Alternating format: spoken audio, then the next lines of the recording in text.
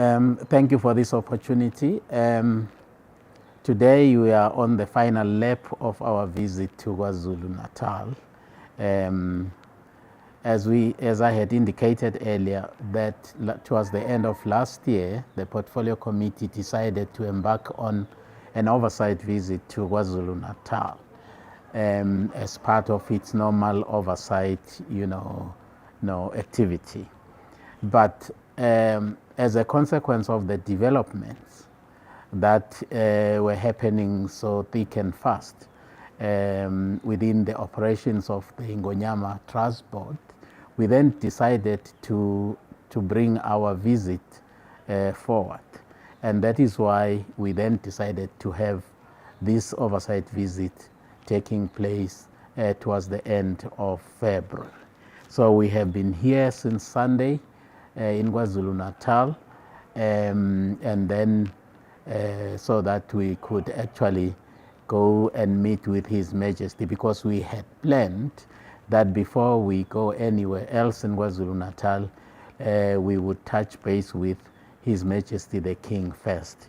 Why His Majesty the King? Because he actually had made, raised some public, raised concerns in public about the operations of Ingonyama Trust, and also the fact that he is the sole trustee of Ingonyama Trust and also the chairperson of Ingonyama Trust Board.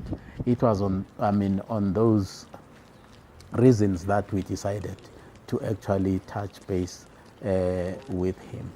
And we want to reiterate our gratitude to him for actually having granted us an audience. Indeed, we met him. He welcomed us to his royal palace, KwaKhangela. Unfortunately, he could not be with us in the meeting because he was not feeling well. But he did send a high-powered delegation to meet with us, led by the Deputy Traditional Prime Minister, Inkosi Ciliza.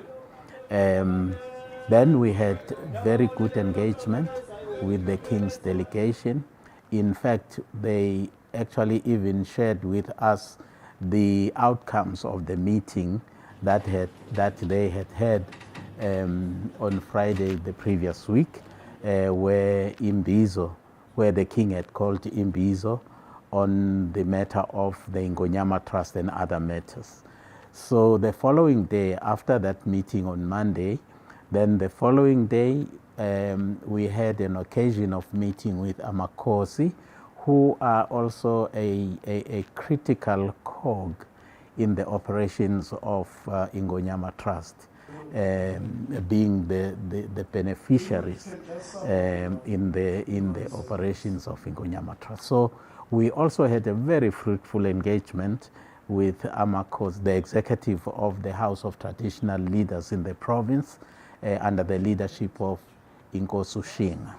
And also present at that meeting was the MEC for Kokta, Reverend Buthelezi, who also actually shared with us his perspectives about the developments within Ingonyama Trust. After that meeting, we rushed back to Jozini to have an interaction with the farmers at Makatini Flats. We were with them until very late in the evening. And again, we had a very fruitful exchanges and also interaction with them.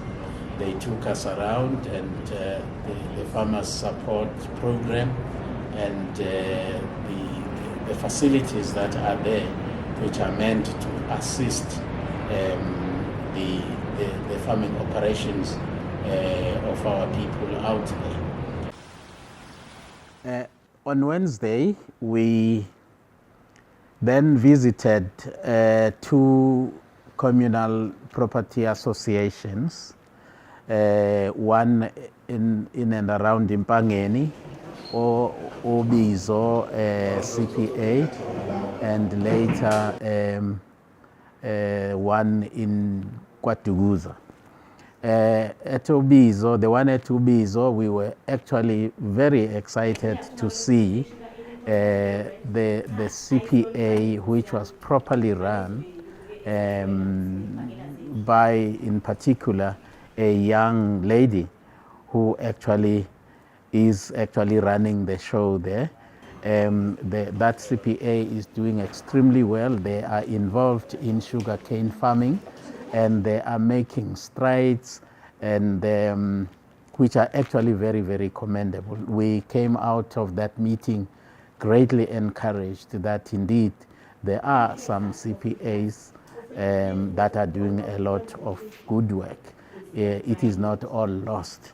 Indeed, yes, there are those that have challenges, but Ubizo CPA could actually easily be made a model of how a CPA, a successful CPA, ought to be run because of what they are doing. They have been able to give beneficiaries, to distribute something to the beneficiaries on a consistent basis, which was actually also a huge plus for that lady who is actually running that CPA. Of course, she's not doing so alone, but is doing it with the management board. And what also was very encouraging was to see the level of cooperation and involvement of the local people. And already it has provided some job opportunities and employment to the local people. We are definitely very encouraged by what is taking place or what is happening at Ubizo CPA. In the afternoon of Wednesday, after Ubizo CPA, we proceeded to the CPA in Kwatuguza, which is called Zwelabantu Dube CPA. Zwelabantu Dube was inkosi of the area. So this CPA is actually named after Inkosi, who actually initially lodged a claim over that land. I must say that the state of affairs of that CPA is actually very disappointing, to say the least, because huge sums of money actually have been spent by the government to assist those communities, but nothing actually has been benefited by the community there. And again, there are lots of disputes involving, in some instances, characters whose roles are actually not clearly defined. And there has been exchanges of huge sums of money and sale of land in a manner that is not clear how it actually happened. So as a committee, from where we were seated, we realized that indeed there is more than what meets the eye. And therefore, we would actually go back to the department and ask the department to actually pay a urgent and deep attention to the operations of that CPA, because from what we heard, it really warrants a very thorough investigation by the department. On Thursday, which is today, we proceeded to meet with Ingonyama Transport. We actually were here to listen, as I had actually indicated, that our mission here was fact-finding and also to listen to all the critical and important stakeholders. Ingonyama Transport is a very important stakeholder in the operational scheme of things within the Ingonyama Transport. So we've been here since 10 o'clock, and we sat here listening to the presentation of the board, which actually lasted 3.5 hours, and which was very, very comprehensive. And yeah, we must say that we really heard some of the things that we did not know when we first came here. That is despite the fact that the Ngonyama Trust annually actually must submit an annual report to us. But some of the things that we actually heard here, which contributed to the latest development, which are impeding progress to the operations of Ngonyama Trust, were put forward to the committee.